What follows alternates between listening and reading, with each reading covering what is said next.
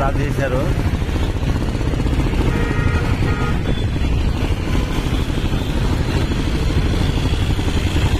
అసలు ఎట్నుంచి మొత్తం పంజాగుట్ నుంచి జూబ్లీ చెక్ పోస్ట్ వరకు రోడ్ మొత్తం బ్లాక్.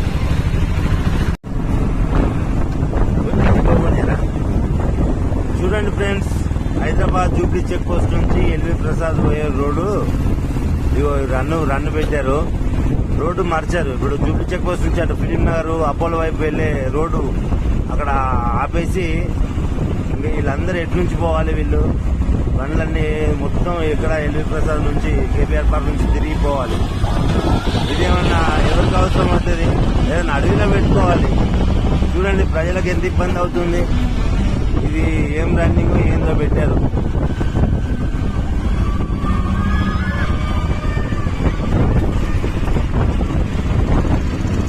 చూడండి ఫ్రెండ్స్, జూబ్లీ చెక్ పోస్ట్ నుంచి అక్కడ జూబ్లీ చెక్ పోస్ట్ స్ట్రైట్ గా అపోలో వైపు వెళ్లకుండా దారి మరల్చారు వీళ్ళ రన్నింగ్ కొరకు.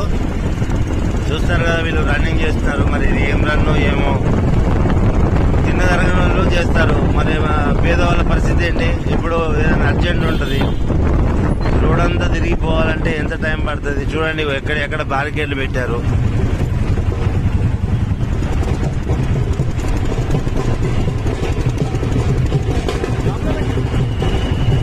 కేబీఆర్ పార్క్ మరి అన్ని ఇక్కడ కూడా బంద్ చేశారు.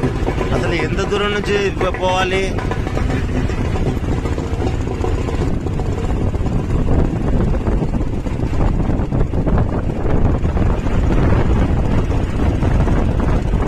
సీఎం రేవంత్ రెడ్డి గారు ఏంది పరిస్థితి?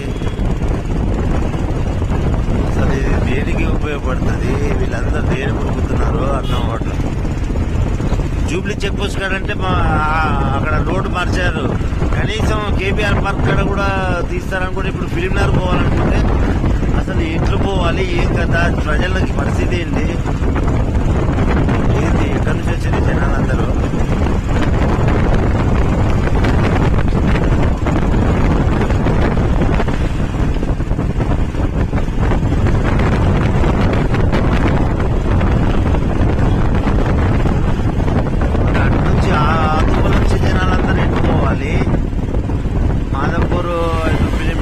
వచ్చే వెహికల్స్ అని ఎట్టిపోతున్నాయో అర్థం అవుతుంది. ఇక్కడ కూడా రోడ్డు మార్చారంటే ఏంటి పరిస్థితి? అదేంది? ఒక్క నిమిషం అడుగుదాం, జర వీళ్ళు అడుగుదాం. సరే, ఇప్పుడు ఫిలిం నగర్ పోవాలంటే అపోలో వైపు అంటే ఎట్లా పోవాలి? అపోలో ఫిలిం నగర్ ఇప్పుడు జూబ్లీ చెక్ పోస్ట్ నుంచి మొత్తం బ్లాక్ ఎలా? నాగార్జున సర్కిల్ నుంచి పోవాలండి.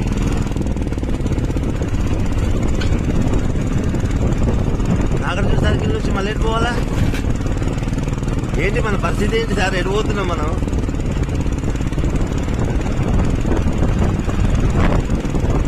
ప్రజలారా గమనించండి ఏం జరుగుతుంది అసలు. జూబ్లీ చెక్ పోస్ట్ కాడ రోడ్డు బ్లాక్ చేశారు మొత్తం. ఇక్కడ నుంచి అసలు ఫిలిం నగర్ ఎటు నుంచి పోవాలి?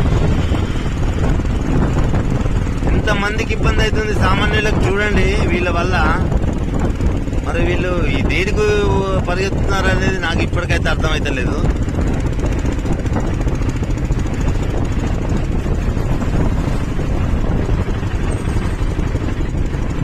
మొత్తం ఎక్కడెక్కడ రోడ్లు బ్లాక్ చేశారు.